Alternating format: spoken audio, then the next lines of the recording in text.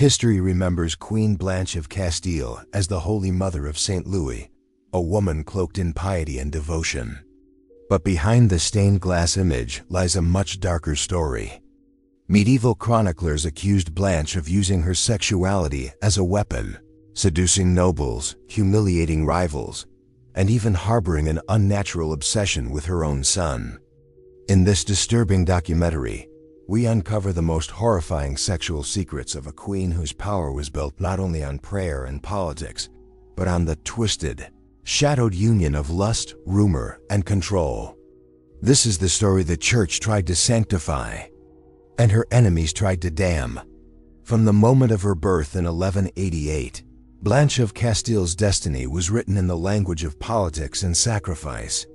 Born the granddaughter of Henry II of England and Eleanor of Aquitaine, she inherited a legacy of powerful women whose names were both revered and reviled. In the brutal world of medieval dynasties, queens were not wives in the modern sense.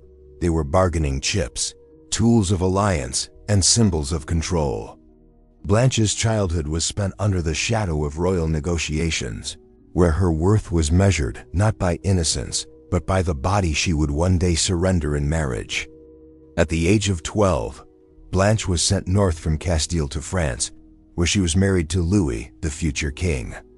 She was still a child, unprepared for the harsh rituals of royal consummation. Chroniclers never spared sympathy for such girls, yet the reality was chilling.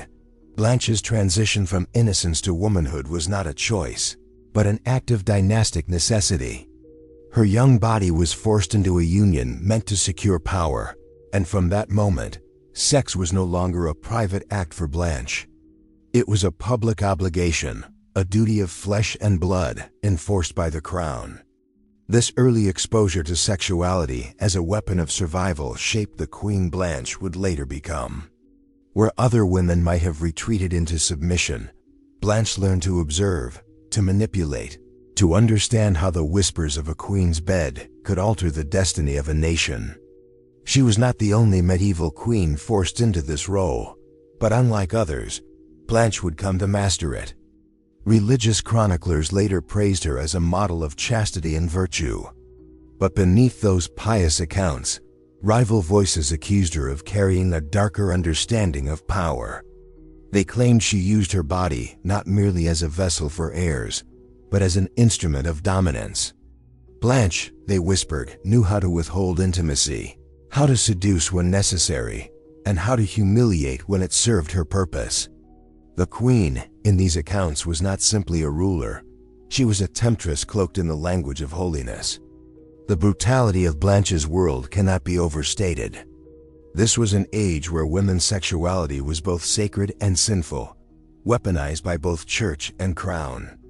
If she submitted too willingly, she risked scandal. If she resisted, she invited rebellion. Blanche walked a dangerous line, and the rumors that would later stain her memory were born in this contradiction. Every kiss, every embrace, every whispered act of intimacy was politicized, recorded not for romance but for rumor, scandal, and power. And so, Blanche of Castile entered history as more than a queen. She became a figure of contradiction, the holy mother and the alleged seductress, the pious regent and the rumored pervert. Her story begins not with the saintly glow of motherhood, but with the darker reality of a child forced into a bed of power, a queen born in blood, whose body would forever be both throne and battlefield. Marriage in medieval courts was never about love. It was about flesh, dynasty, and control. When Blanche of Castile wed Louis, the heir to the French throne, she stepped into a union that was as much a political contract as it was a sexual bond. Every movement of her body, every sign of fertility, every intimate act with her husband was scrutinized by a court obsessed with the production of heirs.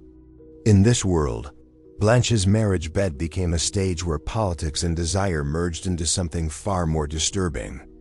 Louis VIII, though dutiful and obedient to his faith, was not remembered as a passionate man.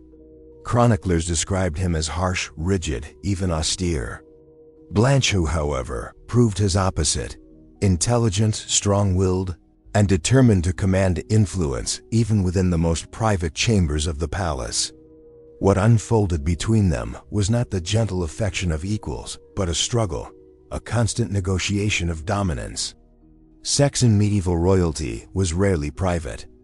The consummation of marriage was often a public ritual, confirmed by witnesses or priests, as if the sanctity of the dynasty depended on proof of penetration. For Blanche, this was not just humiliation but initiation. She quickly learned that intimacy could be wielded as both weapon and leash. Louis might wear the crown, but Blanche would dictate when and how his desires were met. Chroniclers hinted that she knew how to withhold herself to punish, how to grant herself to reward, and how to manipulate the very rhythm of her husband's body to remind him that his virility was hers to control. In later accounts, rivals accused Blanche of more than manipulation. They whispered that her sexuality was not reserved for Louis alone. Enemies alleged that she entertained bishops and courtiers, offering the possibility of her embrace as a way to bind men into obedience. No proof survives, but the persistence of these stories reveals how deeply Blanche's image became entangled with sex. Whether she seduced in reality or merely in rumor, she lived in a time when even the suggestion of a queen's desire was enough to ignite scandal. Louis, weakened by poor health, relied more on Blanche's strength. When he rode to war, Blanche managed the kingdom. When he returned to her, she was said to dictate even his most private appetites. Chroniclers hostile to the crown described her as a spider in a web, weaving threads of control around her husband's flesh. If Louis desired her, she could command him. If he angered her, she could deny him.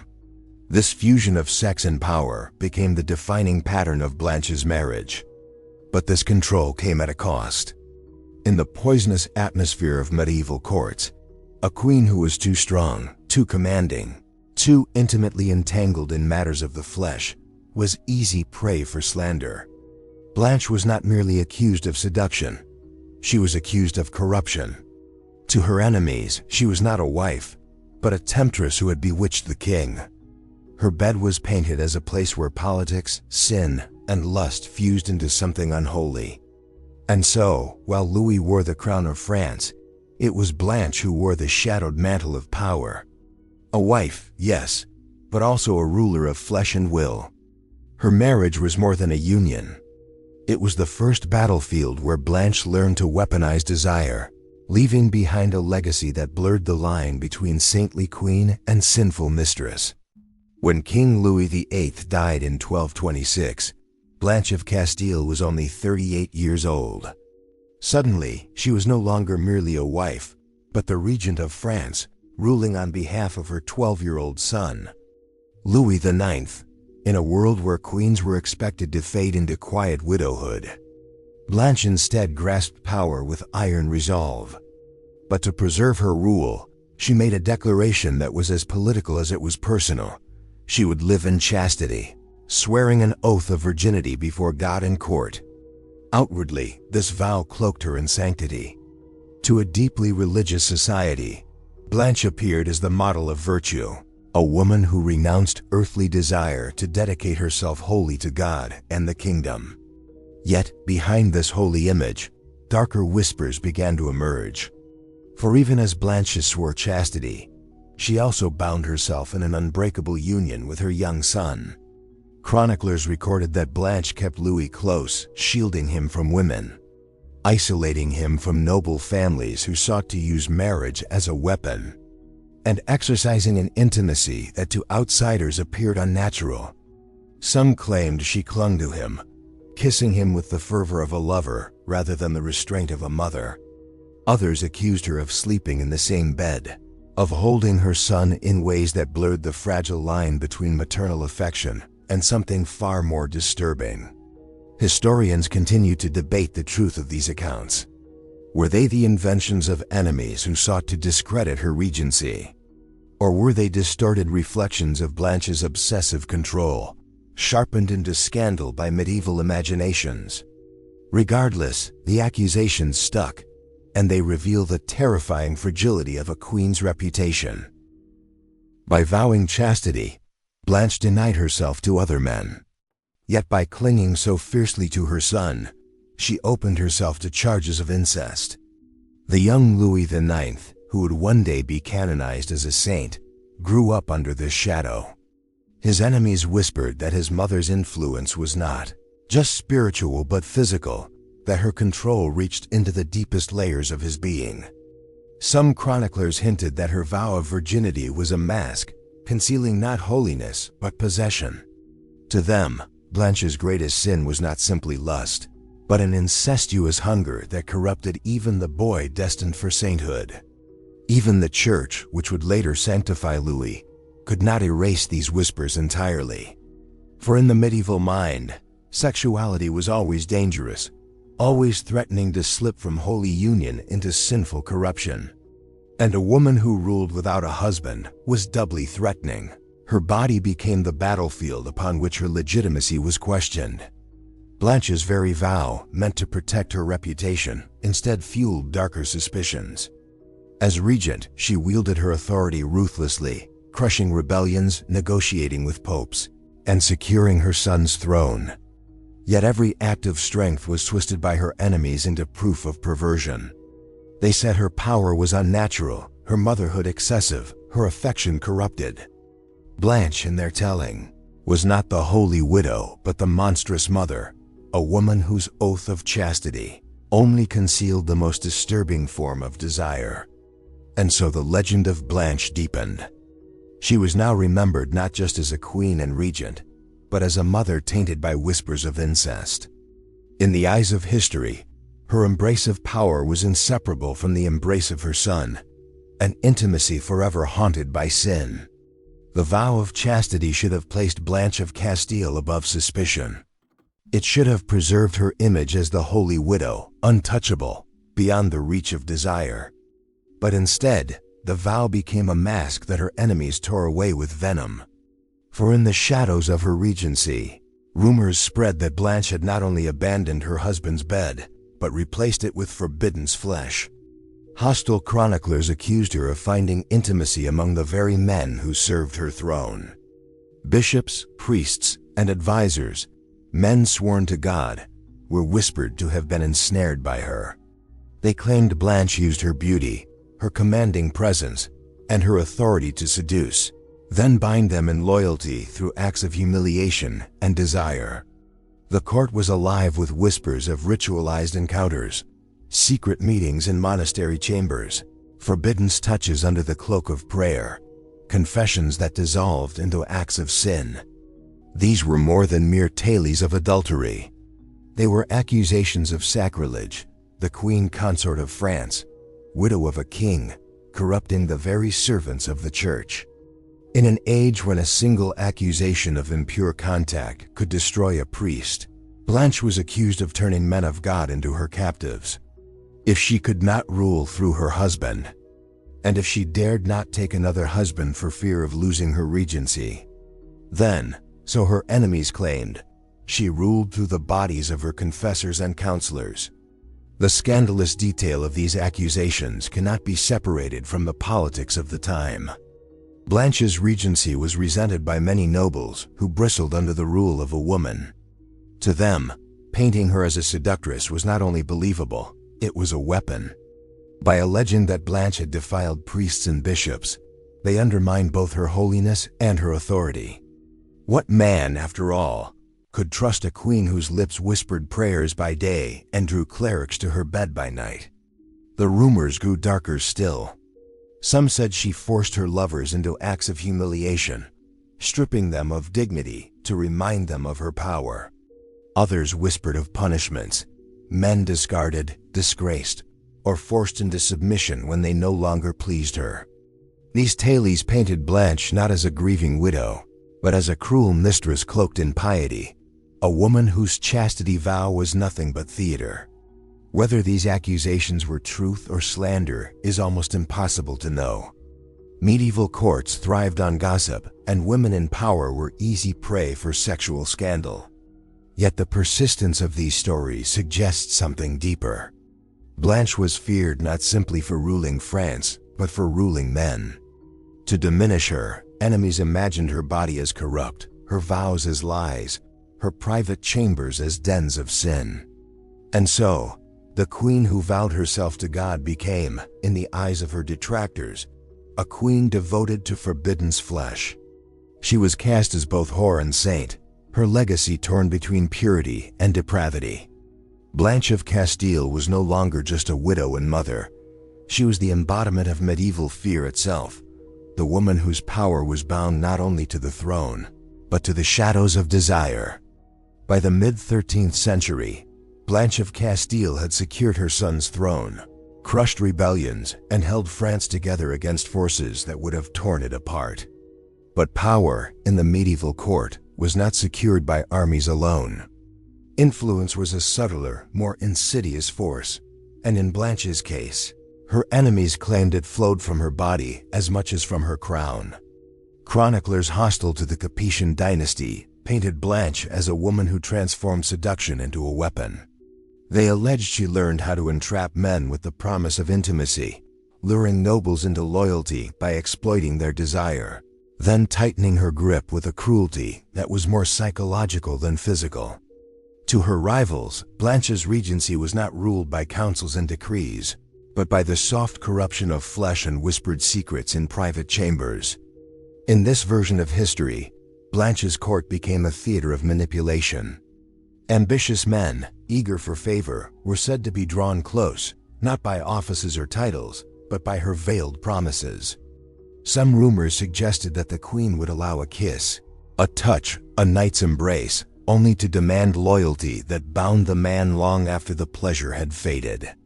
Others describe even darker acts, men humiliated by her rejection after being lured, their reputations left to rot while Blanche retained her power untouched. This image of Blanche was not unique. Throughout medieval Europe, powerful women were often branded as seductresses, their strength explained away as sexual corruption. But what made Blanche's story particularly disturbing was the intensity of the accusations. She was not merely painted as an adulteress, she was depicted as a ruler who turned sexuality into a political currency. The line between rumor and weaponized propaganda blurred, until Blanche's identity as a ruler was inseparable from the accusations of perverse seduction. The church itself offered a paradox. On one hand, Blanche was praised as a devout regent who protected France and her son's piety. On the other, clergy whispered of her supposed ability to entangle priests, bishops, and noblemen in acts of sin. Her chastity vow, rather than shielding her, became twisted into suspicion. If Blanche was so pure, why did scandal cling to her so persistently? Enemies painted her as a spider at the center of a web, men drawn close, ensnared by her attention, then left powerless once she tightened her grip. These were not only sexual allegations but political nightmares, for they suggested that no nobleman could serve her without risking corruption. Blanche's most intimate sphere was cast as her greatest weapon, a poison that undermined every alliance and sowed distrust in her regency. And yet, for all the slander, Blanche survived. Her rumored seductions, whether fact or fabrication, became part of her armor. Men feared her, but they also obeyed her. Nobles who spread scandal about her body still bowed before her throne. She was both object of lust and object of terror, a queen who proved that in the ruthless world of medieval politics, even whispers of sex could be as powerful as swords. Blanche of Castile's reign endures not only in the victories she won, but in the disturbing image that clung to her, a queen who turned seduction into strategy and desire into dominance. Of all the accusations that haunt Blanche of Castile's legacy, none is more disturbing than those surrounding her relationship with her son, the boy who would become Saint Louis. For while she vowed chastity after her husband's death, Blanche's enemies insisted that her vow was not a surrender of desire, but a redirection of it. The whispers claimed that her devotion to young Louis IX crossed the fragile boundary between maternal love and forbidden intimacy. Contemporary chroniclers noted her extraordinary closeness to him. She was said to hold him tightly in her arms, kiss him with fervor, and guard him with a jealousy that seemed less maternal than possessive. Suitors who sought alliances through marriage were kept at bay, for Blanche feared losing control of her son's loyalty. To her enemies, this was evidence not of maternal protection, but of an obsession that hinted at incest. These rumors spread quickly. Rival barons, resentful of a female regent, found fertile ground in scandal. They claimed Blanche not only ruled through her son, but possessed him, body and soul. Some chroniclers even alleged that she shared his bed, that her touches lingered too long, and that she prevented him from knowing other women in order to preserve him for herself. Such accusations, whether grounded in fact or not, were powerful weapons in the medieval world. The idea that the saintly Louis IX could have been shaped by a mother tainted with such whispers only deepened the horror. For the Church, which later canonized him, these allegations posed a dangerous contradiction. How could a holy king have sprung from a mother accused of incestuous desire? And yet, the rumors persisted. The sanctity of Louis became forever entangled with the shadow of Blanche's supposed sin. Historians today debate whether these claims had any basis. Some argue that Blanche's deep attachment to her son was purely political, a queen fighting to preserve her dynasty by keeping her heir under her direct influence. Others suggest that her behavior, viewed through modern eyes, might have seemed ordinary maternal closeness, twisted by hostile chroniclers into something perverse. But in the brutal arena of medieval politics, perception was more powerful than truth. The accusations wounded Blanche's image but never toppled her. Perhaps because she leaned into the appearance of holiness, surrounding herself with confessors and cloaking her regency in religious devotion. But to her detractors, this only made the contrast sharper. The queen who kissed the cross by day was accused of embracing her son with unholy desire by night. The scandal of mother and son became Blanche's most enduring stain. Even centuries later, her name cannot be spoken without recalling the rumors of incest that clung to her like a curse. Whether real or imagined, they reveal the most chilling truth of her reign, that her power was inseparable from her son, and that in the eyes of her enemies, her motherhood itself was corrupted by sin. Thus, Blanche of Castile remained suspended between two legacies, the mother of a saint and the queen accused of the darkest sin a mother could commit. Blanche of Castile ruled in an age where a queen's body was never her own. Every gesture, every embrace, every whisper of desire was seized upon and reshaped by those who sought to undermine her. By the time her son Louis IX grew into manhood, Blanche was already surrounded by enemies who despised her authority. They could not defeat her on the battlefield, so they struck at her reputation. Sexual scandal became their most potent weapon. Blanche, they claimed, was no longer simply a queen or regent, she was a corrupter. Nobles accused her of defiling priests, of seducing bishops, of manipulating advisors with her body. But the most poisonous rumors were those that lingered around her son. Enemies of the crown spread tales of incest, whispering that Louis's saintly piety was nothing more than a mask for a boy corrupted by his mother's touch. These accusations did not need proof to wound. In a medieval world obsessed with purity, the mere suggestion that Blanche blurred the boundaries of chastity and motherhood was enough to poison her image. For a woman to rule without a husband was already a scandal. For her to be accused of seduction and incest was a weapon of pure destruction. Blanche's court became a place of whispers and suspicion. Every alliance she forged was questioned. If a nobleman supported her, rivals accused him of being her lover. If a priest defended her, they said he was corrupted by her body. Even her most devout acts of piety, pilgrimages, confessions, prayers, were mocked as theater, disguising a queen who was, in their telling, a seductress cloaked in holiness. And yet, Blanche endured. She understood that slander was not merely personal. It was political. By controlling her image as a devout widow, she sought to drown the rumors in an ocean of sanctity. Chroniclers loyal to the Capetians, painted her as a model of Christian virtue, a woman devoted only to God and her son's reign. But the shadow never lifted entirely. Even as Louis grew into a king remembered for holiness, Blanche's reputation remained haunted by accusations of lust, incest, and betrayal. The psychological horror of her situation cannot be overstated. For Blanche, motherhood itself became a double-edged sword.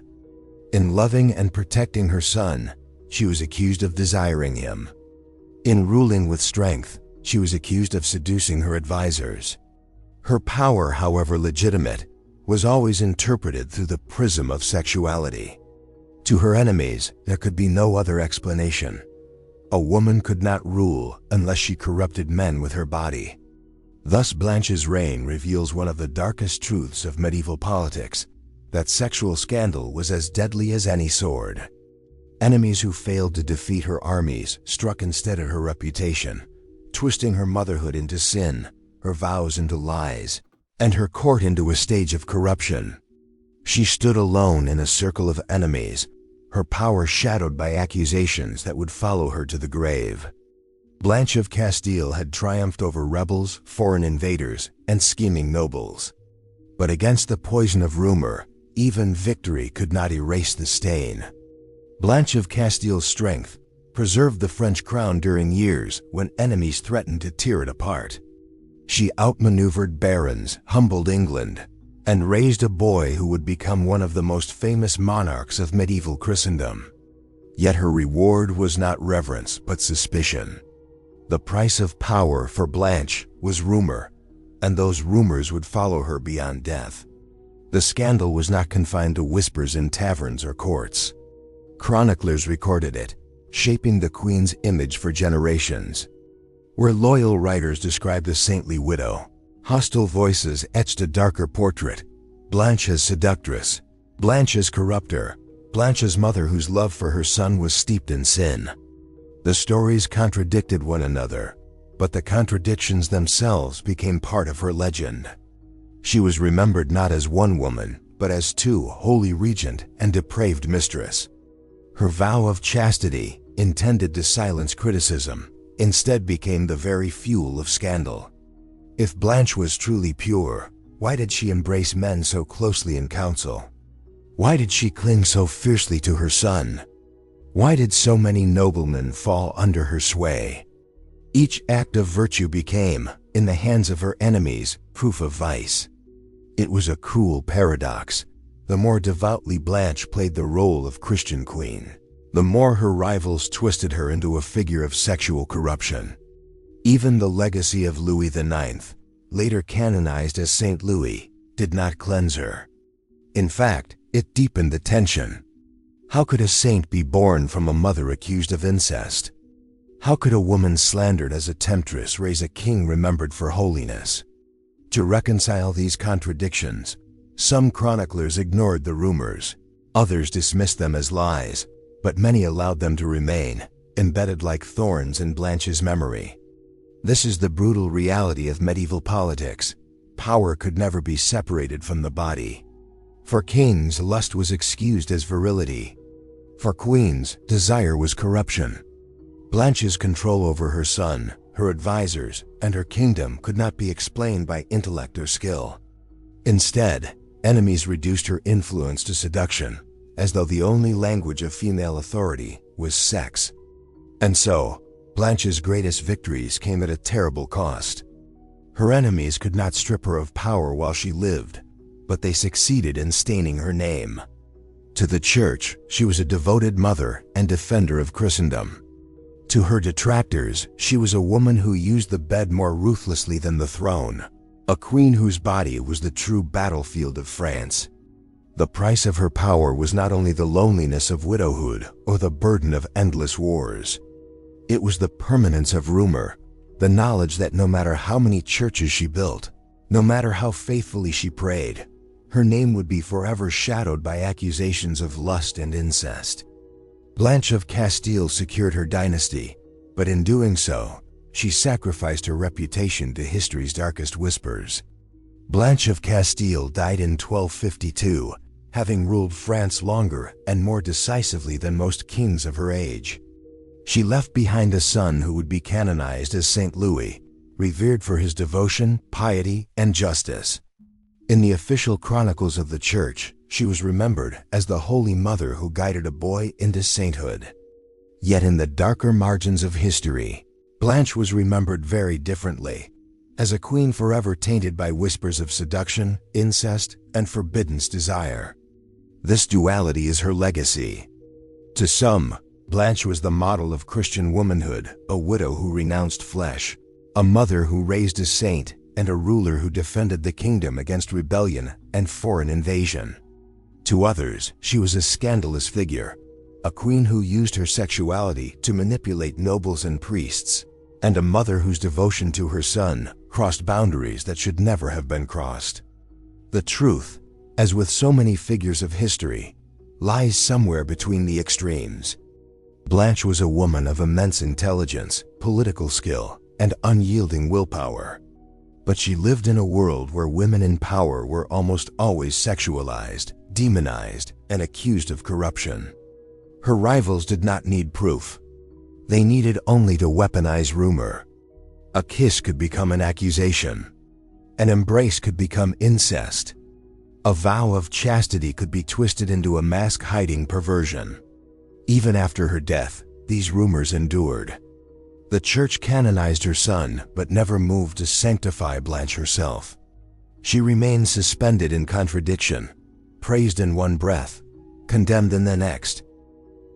Her memory became a battlefield between hagiography and scandal, between holiness and horror. For some, she was the mother of France. For others, the queen who ruled with her body as much as her crown. Perhaps this is the true tragedy of Blanche of Castile.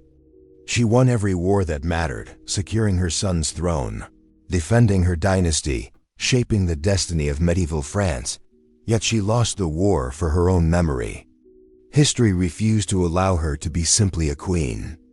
She had to be a saint or a sinner, a mother or a temptress, a protector or a corrupter.